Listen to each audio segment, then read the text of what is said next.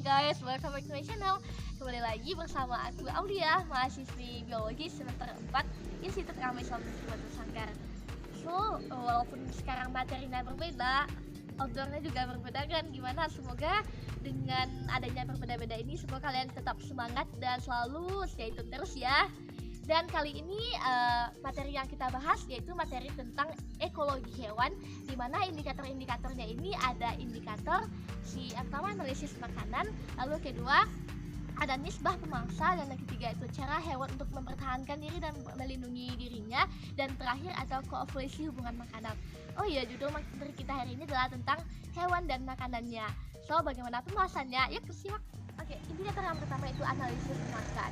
Setiap hewan mendapatkan makanan yang ada di lingkungan, tentu saja hewan tersebut harus beradaptasi dengan lingkungan itu sendiri. Apapun yang terjadi harus beradaptasi. Dan jenis makanan yang didapatkan pada hewan ini sangat bergantung kepada faktor genetik serta bagaimana dia mendapatkan makanan.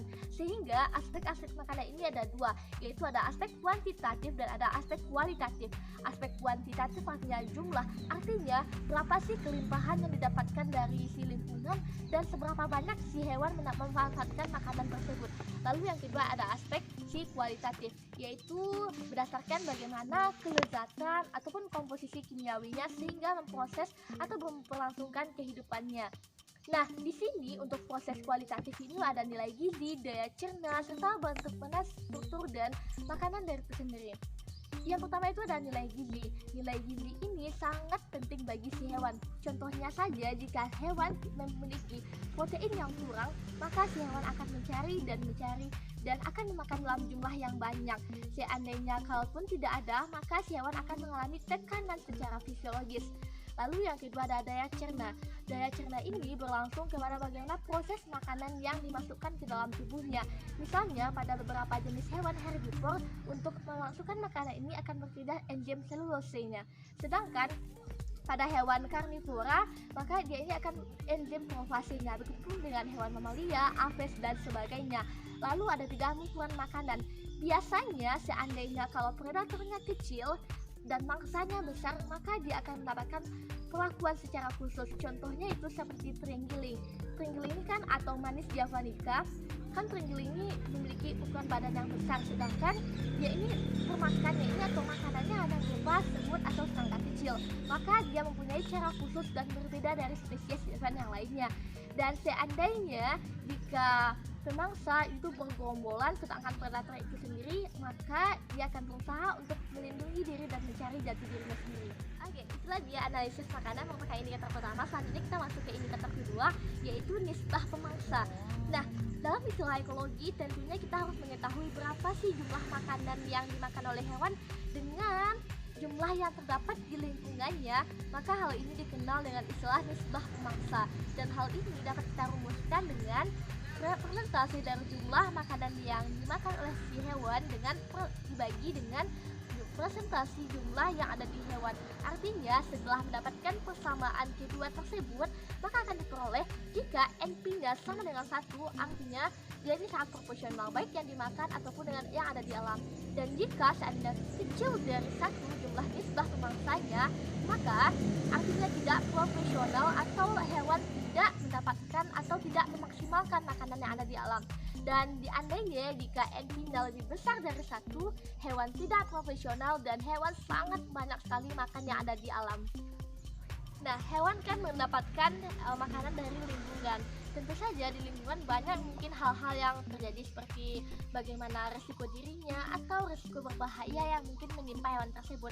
Maka hewan perlu melindungi diri dan mempertahankan dirinya. Dan inilah merupakan indikator ketiga, yaitu bagaimana sih hewan mempertahankan diri dan melindungi dirinya jika berinteraksi dengan alam.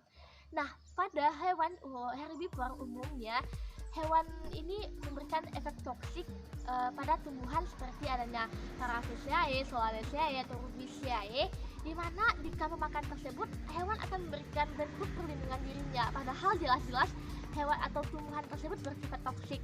Nah, dengan demikian contohnya itu seperti ada kupu-kupu Danaida Chrysippus yang memakan daun dari Aclapica crassativa yang mengandung zat kordiak sehingga melindungi dirinya terhadap burung-burung insektivor. itu yang secara kimiawi. Jadi cara mempertahankan dan melindungi diri hewan itu yang pertama itu ada kimiawi, yang kedua itu ada proses lainnya mungkin karena fisiologisnya. Contohnya itu seperti ada terenggiling tadi kan, manis javanica, yang memberikan struktur luar atau yang lebih keras sehingga jika terjadi ancaman dia akan menggulung, dan itulah bentuk bagaimana dia melindungi dirinya. Dan di samping itu karena hewan ini banyak sekali jenis-jenisnya, hewan dapat memberikan pewarnaan baik tutup tubuhnya ataupun di dalam tubuhnya untuk melindungi dirinya. Nah, pewarnaannya ini terbagi juga atas 4 bagian. Yang pertama itu ada pewarnaan kirtif, di mana pewarnaan ini sama halnya dengan si lingkungan. Contohnya itu ada seperti bunglon. Lalu ada juga pewarnaan deskriptif, di mana dia ini memberikan pewarnaan yang secara terpisah-pisah. Contoh itu seperti burung Caradius, ada flavors, di mana dia ini memberikan ada warna putih, terus ada hitam, dan memberikan efek belang-belang lah istilahnya. Lalu yang ketiga itu ada pewarnaan secara oliveratif. Jika tempat terdedah maka dia akan memiliki cahaya yang lebih gelap, sedangkan jika di tempat yang kurang terdedah maka yang memberikan warna yang gelap. Contohnya itu ada pada belalang Tonedera yaitu yang mirip ranting, sedangkan ada belalang plasma yaitu mirip daun. Dan terakhir yaitu ada pewarnaan secara astromatik, di mana hewan memberikan warna secara mencolok. Contohnya ada warna merah, kuning, hijau ataupun sebagainya. Contohnya itu pada kelas serangga, Hippodaptera, ada pada lebah, serangga-serangga kecil dan sebagainya.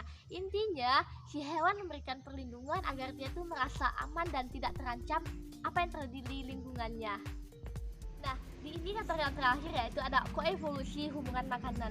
Bicara koevolusi berarti ada perubahan-perubahan akibat dari si lingkungan. Contohnya itu ada pada burung madu, teman-teman tahu kan, ada Nectarinae, di mana dia ini memiliki bentuk paruh yang panjang dan runcing. Apa sih gunanya? Nah, karena kan si burung madu ini memanfaatkan madu yang ada di dalam tanaman atau nektar yang ada di dalam tanaman atau dalam bunga untuk mendapatkan makanannya. Maka dia akan berlambat-lambat beralih-beralih akan mengalami evolusi, sehingga burung yang awal mulanya rata-rata bentuk pendek akan mengalami koevolusi dengan paruh yang panjang untuk mendapatkan bumbung nektar yang ada di dalam bunga tersebut. Dan inilah dia materi kita hari ini.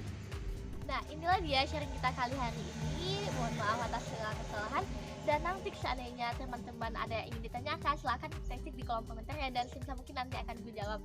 Mohon maaf atas segala kesalahan. See you guys, see you next video. Assalamualaikum.